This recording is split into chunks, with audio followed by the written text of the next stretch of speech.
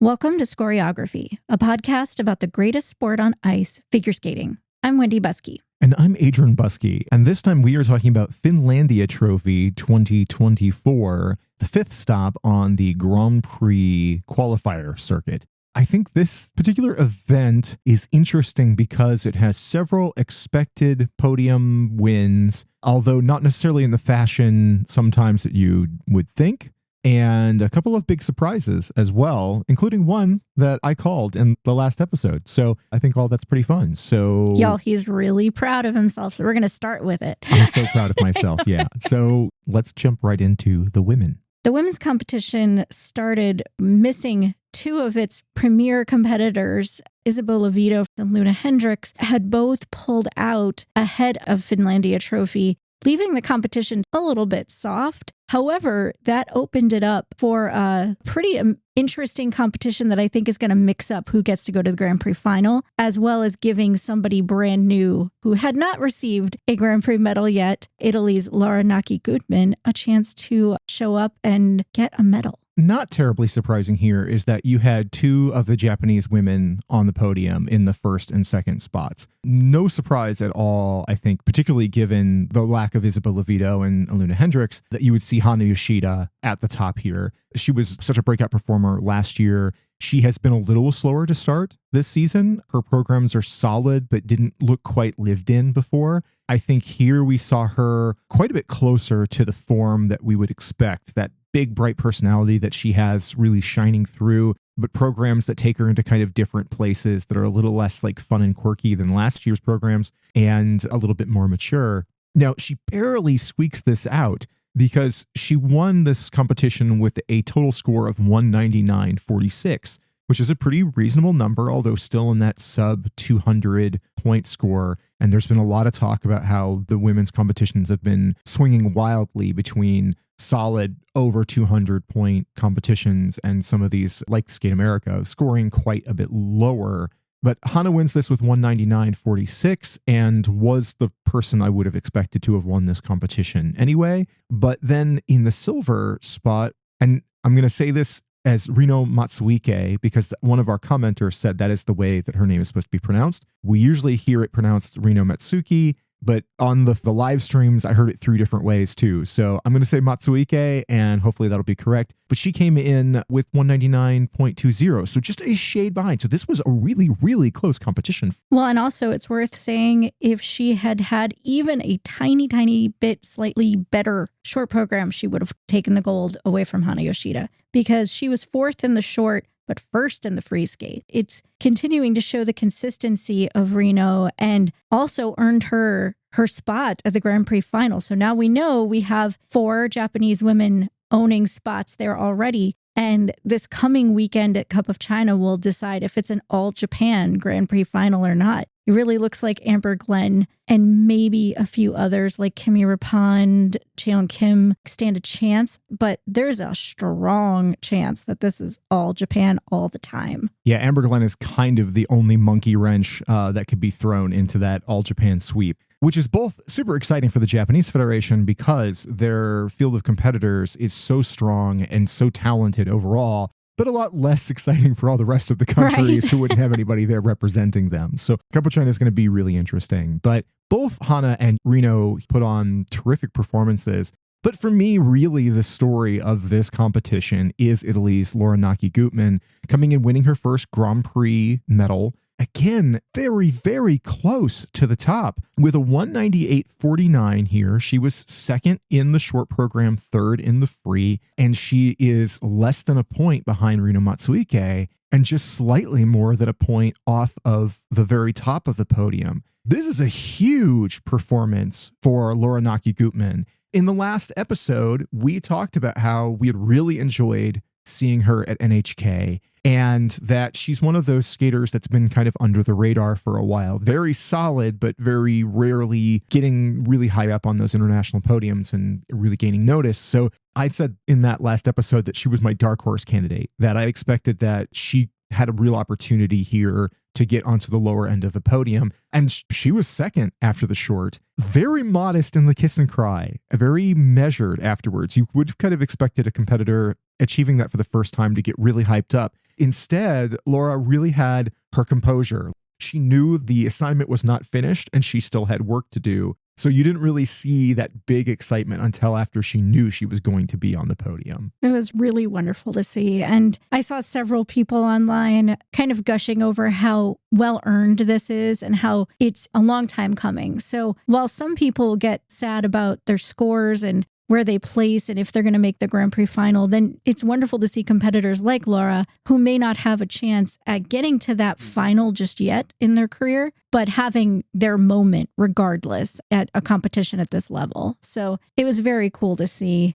I do think, though, the other person we sort of had the suspicion may end up on the podium performed not as well as we would have expected, and that's the USA's Sarah Everhart. I think Sarah skated the way we've been seeing her through most of the season, which is very competent, very consistent skating that isn't necessarily always that exciting. She is very much the jock on the ice. She has solid jumps. She has good technical skills, but she doesn't bring the emotional performance commitment component to those programs that you were seeing from the top three competitors. You could tell she was very frustrated with her score here, particularly coming in fifth in the free skate. I would have thought she would have been closer in competition to that top three than she was. With a 191.17 total score, she was about 7 points and change back from Lara Naki Gutmann. I can't argue with that score because I really thought that Firebird program free skate was a little less fiery even than we saw at Skate Canada. I think that what the judges showed Sarah there is that it has to be more than competent skating. It has to be committed, exciting skating, and she just didn't give that yet. I agree. Someone we have not seen a lot of yet, Asun Yoon from South Korea, came into this competition and landed in fifth. May not have been someone we were looking at before, but she performed really well here and looked great. I honestly didn't know anything about Asun Yoon. She was a complete mystery to me going into this. I liked her skating a lot. I thought that she delivered some really nice programs for being kind of an unknown here. I think landing at fifth in this competition over a few other far more established names is a very strong statement for her. There's definitely some juniorness to the skating and some places that are very open to growth. But considering women's skating in Korea is in kind of an odd place right now, it's really nice to have another one of their competitors more effectively show up in the rankings on this Grand Prix qualifier series, particularly when you look at the disappointing returns from Yelim Kim and Seong Wee. The other story that I think is worth talking about is a redemptive free skate for Estonia's Nina Petrikina after an extremely disappointing short program. Nina was in 11th in the short and frankly just looked like she needed it in the free. And I mean that not just in the sense of wanting to have a clean skate, but emotionally, mentally just needed to have something go right. She's had quite a lot go wrong over the past few seasons and was once top 10 in the world and was consistently a factor more so than she is now. And she landed in fourth in the free skate here. It was still a flawed program. It was not perfect, but I think it was really important and redemptive. And overall, I was just happy for her in general. Last year, we saw Nina Petrikina get on the podium at Skate America, and then later in the season, break her leg, lose several of the big competitions because of that injury, also had some other health issues, and so she's really been struggling. I've always really enjoyed Nina's skating. It was really hard to watch that short program and how devastated she was in the kiss and cry. So seeing that return to form in the free skate was really, really nice. And like you said, she was fourth in the free skate. So it really illustrates that she could have been much higher up on this ranking if she'd had a better turnout in that first program. But overall, even though a number of the other skates were honestly not very memorable, that top three, I think, is going to stick out to me as a competition that I really enjoyed watching. I do think that the short program for everybody, Hana and Lara Naki Gutmann accepted, wasn't super exciting, but I think that free skate improved pretty strongly over the short program as a total competition, and it was a lot more enjoyable. So in the end, I'm really happy with how this shook out. Well, let's move on to the dance, where there was certainly a surprise that I don't know that anyone saw coming. especially Piper Gillis and Paul Poirier. Unfortunately, they took a very surprising silver here below Great Britain's Lila Fear and Lewis Gibson, who now become the only team going into the Grand Prix final to have won 2 gold medals in the Grand Prix. Just like we saw at Skate America, where Madison Chalk and Evan Bates had a fall that dropped them into silver, and a very strongly performing Fear and Gibson took that opportunity and won the competition. Same thing happened here. And worth noting that in the practices leading up to this, Lila and Lewis had a really bad collision and fall that ended up messing up Lila's knee pretty bad. And so she went into both the rhythm dance and the free dance with a pretty severe injury to that knee that made it hard for her to walk and left her in a ton of pain. And yet they delivered 2 nearly flawless programs full of that effervescent energy that the Disco Brits are capable of, and really showed off Lila's grit to come in here disadvantaged from injury and still win over the team that I think most people would say is the superior technical team and the far more likely to be on top of the podium. Remove from the conversation the fall that Gillis and Poirier had that really kind of took them off the top of the podium. It really comes down to that grit and perseverance and just that shining charm that Fear and Gibson have really been able to express through this season so far. So yeah, 2 wins for them. It's another one of those cases of maybe the top team defeated themselves. Well, yeah, I mean, to a certain degree, for sure, they defeated themselves. And it is worth stating they were in the lead after the rhythm dance, but not by much. 3 points, I believe, somewhere around there. And they lost by 3 points, not even quite 3. So it was close. And it's certainly not the top scores for either of these teams this season. So that's also something to keep in mind. Like if you're just looking at scores, not placement, Gillis and Poirier are still ahead of them overall. What it does affect, though, is perception and momentum going into the final and going into the rest of the season. With Fear and Gibson having 2 wins over teams that are technically, if you look at the rankings and the expectations, higher ranked than them, it makes the whole rest of the season going into the final and especially going into Worlds in Boston just a little more exciting, because I do believe that Fear and Gibson are going after that 3rd spot on the podium, if not farther up, depending on the day. They want one of those spots. They're hungry for it. They have a lot of momentum going right now. We'll see if it carries, but there's a genuine shot for them to take one of those top 3 teams off the podium this year. All 3 of the top teams in ice dance have shown vulnerability this season. Gillis and Poirier have demonstrated 2 very strong programs and were dominant at Skate Canada. Chalk and Bates locked earlier on with their win at NHK, but also showed a little bit of vulnerability while they were at Skate America. And then, of course, Charlene Guinard and Marco Fabri from Italy have not been particularly terrific so far this season with a free dance that has been getting diminishing returns. So we always talk about how ice dance can be a little bit boring because of how predictable the podiums can be. This season is shaking that up, and I'm here for that. I like this level of uncertainty in the sport. I do want to point out both Fear and Gibson's programs, I think, have shown improvement since the first time we saw them at Skate America, for sure.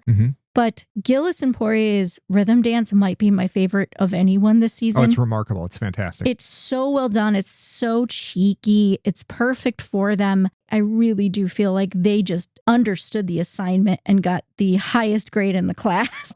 They really took it to the next level. Their free dance, I like it, but I don't know that it is as successful for them yet. I do think it will get there. But as much as I was questioning Fear and Gibson's Beyonce free dance in the beginning, I do not question it anymore. And while I don't find it as memorable as some of their other programs, by the end of it here, I was like, if they skate this at Boston the way they're skating it here, the roof is going to come down. It's going to be very loud and very exciting. And that could push them even more so towards the podium. I really like seeing teams or single skaters that look towards the end of the season and some of the really big competitions when they're crafting their programs, when they're thinking about, oh, if, Worlds is going to be in France, then we're going to skate a French program because we know the audience will respond to it.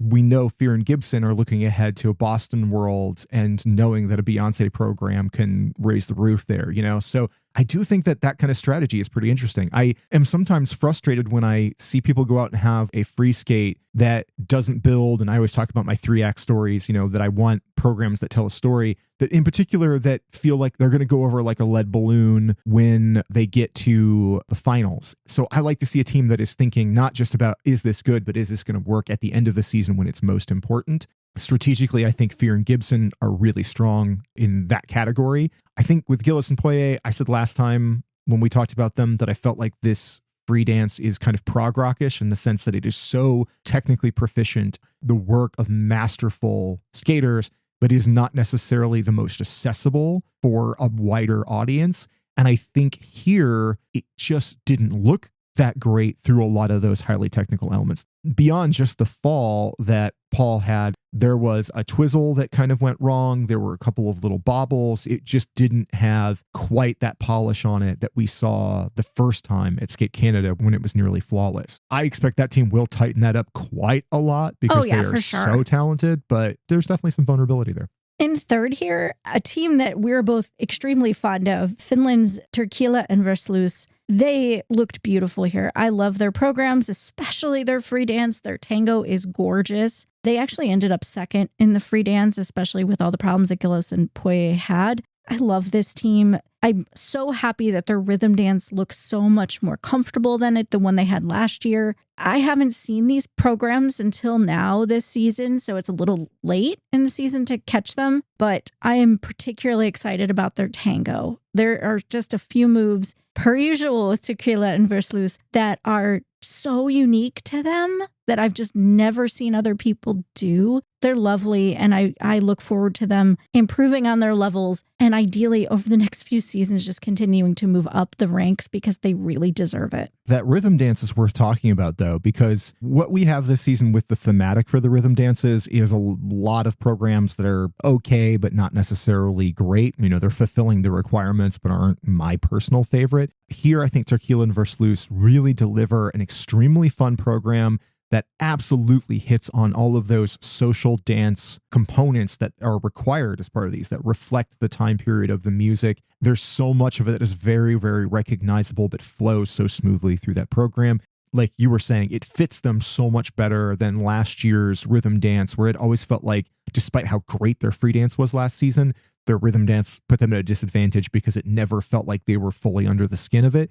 I think this one suits them really well. But you're absolutely correct. That tango free skate is probably going to end up being one of my favorite ice dance routines of the year if it continues to improve and look as good as it did here. Because what I think it does so well in the very Tequila and Versluis style is meld something that is more traditional, like a tango, with those modern dance, slightly avant-garde elements, and comes together as something that I think looks really unique, full of fascinating movements that I have not seen before. That one really took me places. I can't wait to see more of it. I like that a lot. There were a lot of other really good teams here, though. The dance was a deep field. You had Tashlerova and Tashler in fourth, and they have looked great all season. Their free dance, again, pretty spectacular. Their speed is always so impressive. I think they were certainly disappointed with their score, especially in the free dance, considering how good it looked. I hear talk of their transitions, their grips and such not quite being as difficult as some others. But that said, they looked extraordinary. And I often just feel like this team is underrated. Oh, absolutely. I mean, I love the Toshlers. Stylistically, I'm really into this team. I always enjoy their skates. I know that their rhythm dance had a couple of small flaws, not anything huge, but, ice dance doesn't leave a lot of room for mistakes. Admittedly, it's one of my least favorite this season. I can't quite find my way into their rhythm dance, but love their free dance. I think the free dance is beautiful. I think it was underscored here. I can see that it is slightly simpler in some of its elements compared to some of the other teams, but it's always exciting and showcases what they do really well. So yeah, I would have liked to have seen them come up at least a few more points on there. I also kind of side eye that score. But at the same time, you had a really nice improvement here from Zingis and Kolsnik because they were in sixth after the rhythm dance, and their rhythm dance wasn't anything really to write home about here. It was really tight, honestly. But their free dance, which we were already gushing about earlier in the season, looked super strong here. They were actually third in the free dance, even though they landed in fifth overall, and they looked really sharp. They continue to be impressive. Last year felt like their coming out party, if you will. This season, it feels like they're making strides towards being considered for that third world spot from the U.S. I think that it's going to be between them and Emily Brady and Ian Somerville. There's other teams that could sneak in there. Chuck and Bates, Carrera and Ponomarenko are kind of, unless they fall apart in some way or just have particularly bad seasons up till U.S. Nationals and U.S. Nationals, they're locks. But then you have those two teams and maybe Green and Parsons all kind of duking it out for that third world spot. And this performance from Zingis and Kolsnik, especially after a disappointing rhythm dance, I think really puts them in good position for it. Yeah, well, and considering there were 3 U.S. teams here and the other 2 fell further down, including a pretty shocking free dance from the Brown siblings that dropped them pretty significantly in the rankings in this competition. Zingis and Kolsnik rose higher up and made themselves the stronger looking American team here. And there was also another really nice set of performances from Finland's Orihara and Pirinen, who we talked about last week as being, not the most competitive team because they don't have the technical chops that some of the other teams do. But man, they are so much fun. Both these programs are super enjoyable, and their free dance to chorus line is just delightful. I love it so much. I think that you're underselling it, which is funny because you and I were both so happy watching these programs. They are such crowd pleasers. They know how to sell a program. It's just fun to watch them and to see them perform as well as they did here in front of a hometown crowd. I don't think they achieved a personal best, but they were close. I really hope that we see more programs like this. They just are so unique. There's something really special and different about them. They might not be as technically sound as some of the other teams, but man, they're frankly so much more enjoyable than many others that I'm always so happy to see them. I do think it's worth putting a note on the disappointing scoring here for Hana Lim and Yaekwon from Korea, a team that we love so much and were so impressive last season and are getting kind of bumped further back this season. These programs are not very successful for them so far. I do think they were underscored in the free dance here because absolutely the Corella program looked way, way stronger here and they were not rewarded for it. And I don't get it. No, you could tell in the Kiss and Cry that they didn't get it either. They showed massive improvement, I thought, with that program. It looks far more cohesive now. But yeah, the judges, I feel like, are telling them, like, we don't want Corella, like, we don't dig it. I don't know why. I think it's really good, but it isn't hitting the way that their programs did last year. And it might be worth taking a step back and reconsidering what they're doing. But it's almost halfway through the season. I don't know if that's too late. Regardless, they can continue to evolve and maybe just hope they bring it to a point where the judges start responding. Yeah. Well, let's move on to the men. And this was a lot of menning here. Menning just all over the damn place. And it feels like we've been saying that a lot this season. There has been a lot of menning everywhere. But the person I never expect to be under that subhead is Yuma Kagiyama. And yet, here we are. Him winning the gold medal as expected, but only by 4 points with a 263.09.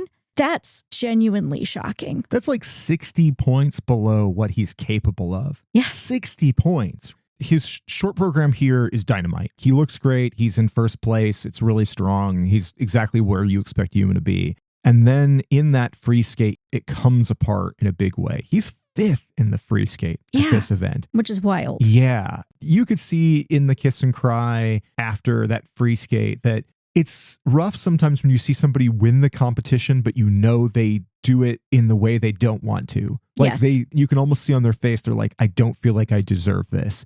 And I felt like that's what Yuma was kind of projecting, along with that understanding that his biggest competition is Ilya Malinin. And this number won't come close to an Ilya, even on Ilya's bad day. Ilya would have to fall apart so hard to be vulnerable to a 263. So It's possible, but it's bad. He still wins here, but it doesn't look anything like his last outing. There's definitely some things to fix up. He just looked so off balance through that entire free skate. I give a lot of merit to the idea that this was mostly due to having 2 back-to-back competitions and him being just exhausted. It very well could be that. It could be just nerves. Yuma Kagiyama is someone who has shown over and over again that he handles nerves really well, so I would lean towards exhaustion. Regardless, you're very right that he seemed mostly disappointed in the fact that he was standing there with the gold medal, which was a relief, but also mixed feelings towards it. And during the press conference afterwards, he did make a specific mention of like, you should really be looking at the 2 men on my sides, the silver and bronze medalists, Kevin Amos and Daniel Grassel, because he knew that they had performed better. That's the weird thing about this kind of podium where you have a gold medalist who doesn't feel like he won and silver and bronze medalists who are far happier with how everything shook out Absolutely. and their performances. Kevin here didn't hit the numbers and quite the skate quality that he did at Skate America, where it was just extraordinary. Perfect, almost. Yeah. Like it was crazy perfect. But he did what he needed to do here. 259.15, not a huge score. Again, not what he accomplished at Skate America. That was like almost 30 points more than that. But at the same time, they were still solid programs that looked really good and were super fun.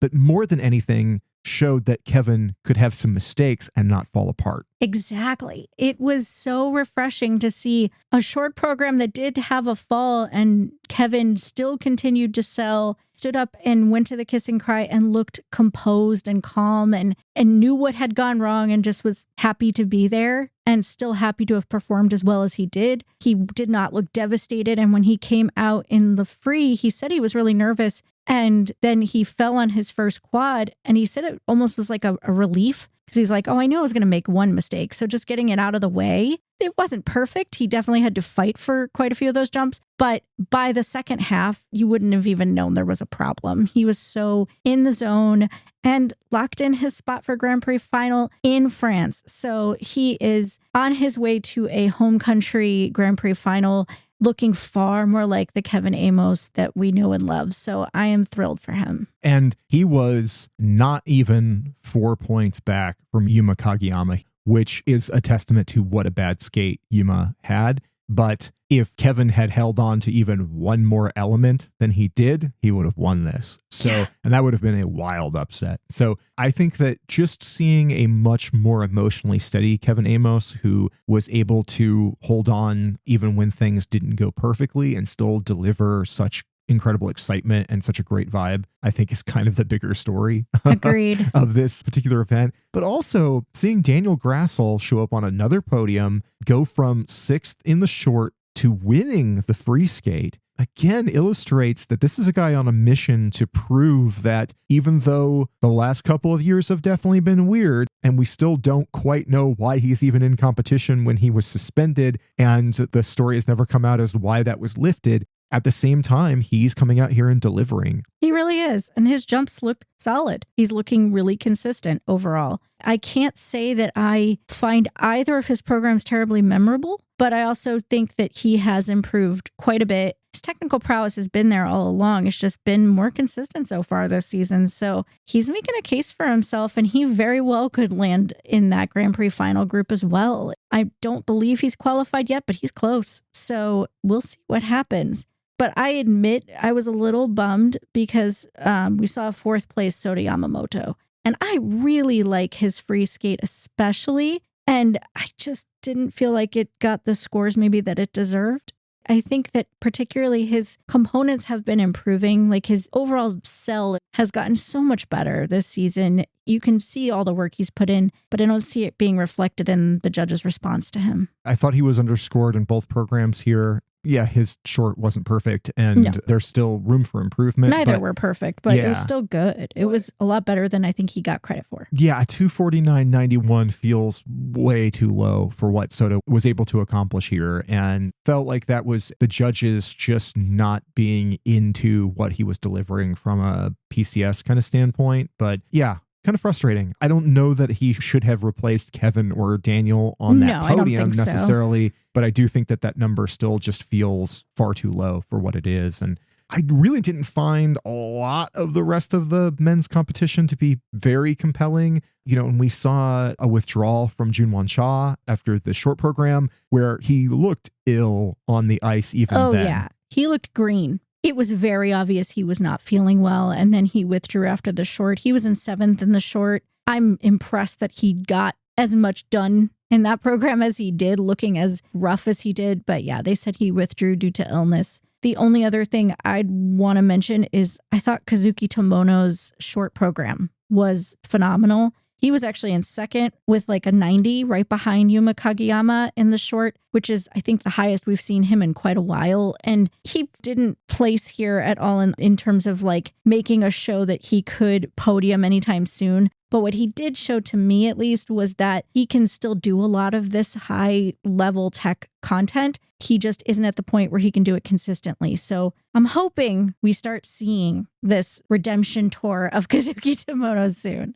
From there, we should move on to the last event with pairs. Shocking no one, Canada's Deanna Stellato-Dudek and Maxime Deschamps won this one pretty definitively. I mean, they are well ahead of the competition and they looked very strong here. There were definitely some weaknesses in their free skate, a few bobbles here and there, but the short program, it looks great. And while, yeah, we're still seeing a little bit of vulnerabilities in that free skate, and they have talked about how important it is for them to come out as strong as possible in the short program because the free leans hard on some of those singles elements that they're not quite as secure in. All the rest of those qualities that they perform so well, their lifts and their throws, those just looked spectacular. Deanna is incredible in the air. Max is an extraordinary partner, and they were a lot of fun to watch. Yeah, I mean, their free skate saw kind of a fluke mistake from Deanna in their throw triple lutz where she didn't fall on the element, but had a fluke fall kind of right out of it. So even she seemed legitimately shook by it. Like, what was that? But like you said, they're still kind of evolving that free program. It's not quite to where they want it yet. They've changed the choreo sequence in the middle of the program to flow a little bit better. And I think they said what they did here, they think works much better than what they did at Skate Canada. And I agree. That said, the short, like, I have no notes. It was so phenomenal. It just looks perfect on them. And it just looks so elevated beyond everything else we saw here. It was such night and day going from everyone else in this competition and then watching their short program in particular. It was just that reminder of why they are amongst the elite. Yeah, and when you use the phrase like the class of the field or in a class by themselves, that definitely applies to this particular program. For sure. Because the other two teams on the podium, who are both strong teams in their own right, didn't look particularly great at this event or in this season so far. We had a little bit of a juggle in the sense that after the short program, the Italian team of Giardi and Ambrosini was in 2nd, and the Hungarians Pavlova and Sviatchenko were in 3rd, and that flipped after the free skate. I am not surprised to see Pavlova and Sviatchenko on a podium because they are a good team, but they have been really, really messy this season, particularly in their free skate to that Pirates of the Caribbean theme, where multiple times this season we've seen that program completely fall apart, where they just don't look like they even know where they are in it. Here, I thought they were going to pull it off. I thought they did too. 2/3 of the way through it, it was looking much stronger, far more confident, far more lived in. And then they had a lift that just didn't work. And I actually got pretty worried for Alexei in that moment because it just looked painful. It looked like he got her up into the air and something in his arms was not working right. But to his credit and the credit to their training, he got her back down safely and they were able to move on and still deliver the rest of the program with diminished quality, but still okay, and still managed to win silver with it. And Giardo and Ambrosini looked stellar in the short program, like very much back on point, far better than they've looked anywhere this season that I've seen. And then their free skate was real bad. I'm just going to be very blunt about it. Very bad. It was unfortunate to watch because they're such a great team overall. And this didn't reflect what they're capable of. It was just a bad day. And it was 6th in the free skate overall. I'm really impressed that they were able to still stay on this podium. And that's really a testament to how good their short program was. But them falling into 3rd here takes them out very likely of Grand Prix final contention unless something absolutely wacky happens at Cup of China. Yeah, a lot of our consideration going into this was the question of would USA's Ellie Cam and Danny O'Shea be able to make it into the Grand Prix final? And it really kind of came down to how well Giardi and Ambrosini did, because if they matched up as far as their silver and bronze medals, it would come down to points. And Ellie and Danny have them on points, particularly after the performance here from Giardo and Ambrosini. So that should lock. It does lock. They have 24 points overall, and Giardo and Ambrosini have 22. Ellie, Cam, and Danny O'Shea qualified with Giardi and Ambrosini getting bronze here. But I almost question them keeping that 3rd place on this podium because of what a mess that free skate was. But they did have something like a 3-point lead over Canada's Kellyanne Larin and Lucas Atelier. However, while Larin and Atelier are definitely kind of a middle tier team, there's a lot of quality sort of lacking in their flow and artistic elements. I think this is easily the best I've ever seen them. For sure. Hands down, they were steady. They didn't have very many mistakes. They didn't have any falls. They looked thrilled with where they placed. And it seems like they needed that little extra boost of momentum. It's a fairly young team. They have a lot of room to grow. And this was just a nice reminder that they can skate well at big events. So, because they just hadn't really had that happen so far this season. So good on them. And honestly, it was nice to see one team have 2 mostly clean programs, honestly. Yeah. And it was great to see Kellyanne's response after their free skate was over, because she was so excited. Because you could tell that a big challenge for them there was going to be to skate clean and just deliver to the best of their ability. And a 4th place finish in a Grand Prix event is nothing to scoff at for a team that is still at their level and in their growth trajectory. Yeah. I think you had a little bit of a disappointing performance from Emily Chan and Spencer Akira Howe from the US. I don't think these were bad skates at all, even though they definitely had some problems here and there. They seemed happy with it, though, which maybe wasn't reflected in the numbers, but was reflected in what they were able to accomplish in the programs. I think all of the rest of the teams here kind of fell into that same category, other than perhaps the Finnish team who had a really rough free skate especially. But I agree, Emily and Spencer accomplished what they wanted and overall continue to just improve back towards their previous form. And it's going to be tough to get back there. They were 5th in the world a few years ago. They're very much on the comeback trail.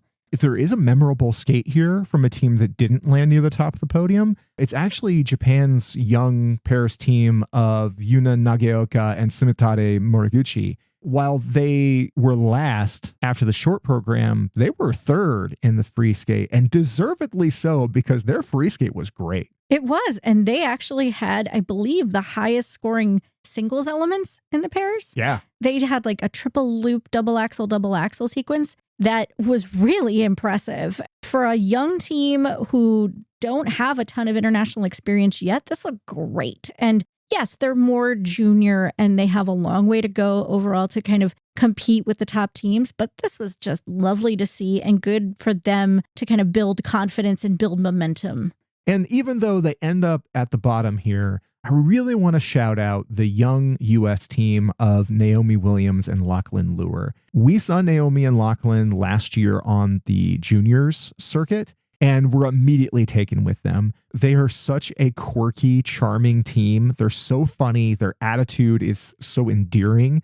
There's a lot of growth that they need to make in order to be competitive in the senior circuit. But the personality that they bring to the ice and the attitude of, for them, you know, this was just experience points, right? Yes. They knew getting anywhere close to ranking high at this was not going to happen. That was not the point. For them, it was to show up, have the experience of being on the Grand Prix, to be in the senior circuit for real, to be amongst a lot of skaters that they obviously look up to in a huge way. And to just, for the first time in front of senior international audiences, get to exhibit the things that they do was a big, big deal for this team. I loved seeing it. I just find them endlessly entertaining. They're so much fun. They got some good vibes.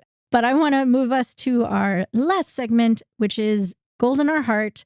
I think yours is pretty obvious, but I'll let you proceed. Yeah, super obvious. It's Lara Naki Gutmann. This was exactly what I wanted to see from Lara Naki Gutmann. I wanted to see her live up to the full potential that we've seen from her for the last couple of seasons, to deliver clean skates that are punctuated by that artistry, that point of view, and that unique quality that she brings to the performances and the storytelling in her skates. She was dynamite here. I was so happy to see it. I hope that it is indicative of more things to come from her. And, it's not just because she proved me right.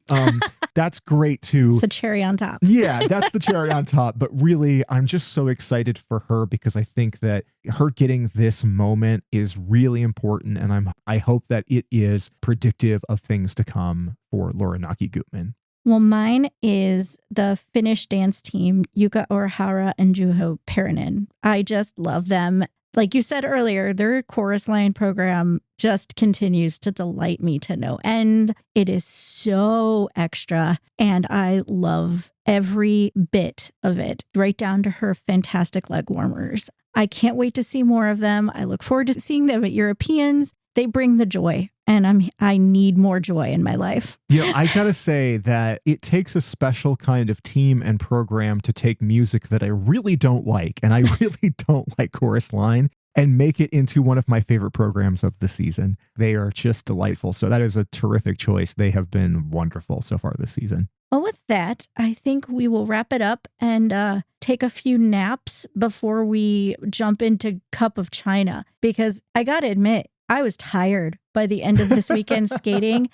And while I love figure skating week over week, this has been a lot because it's just been so unpredictable, which has been fun, but also tough to keep up with. So I'm kind of looking forward to Cup of China being as wild as it's likely going to be, and then getting a little break, and then coming back for the final. Well, I do think that, we are struggling under the November gloom here.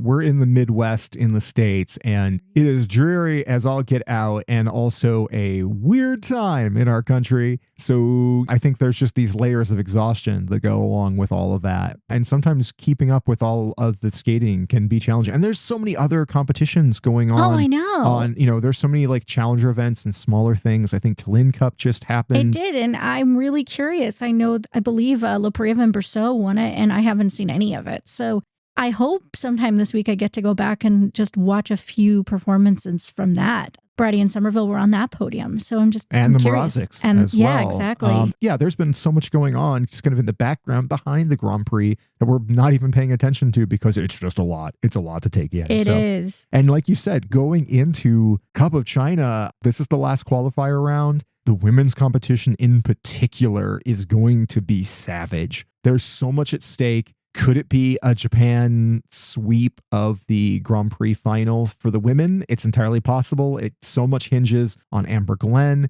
and or Cheon Kim to really show up there. You mentioned Kimmy Rapond earlier as being a threat for that. It's a long shot. It's a very long shot. I mean, I'd be excited because I love Kimmy. But it's kind of a long shot for Cheon Kim, too, at this point. Yeah. So, and 3 of the Japanese women that are here are all potential Grand Prix finalists. Rinka Watanabe, Mona Chiba, and Ryon Sumiyoshi. Yeah, they're all Grand Prix medalists, so it's going to be interesting. And the rest of that competition is still full of a lot of fierce fights for those final qualifying spots. So Guinard and Fabry versus Lala. We're going to see how that goes. Oh my gosh. Ice dance in particular there is a wild card because, with Guinard and Fabry showing so much vulnerability, particularly with that really underwhelming freeze dance, seeing Lala on top of that podium feels very possible, but there are a number of other teams that are also very competitive at that one. So when you say anything could happen, Cup of China really puts a fine point on that because with those last qualifying spots in play, this is going to be a very, very fierce competition.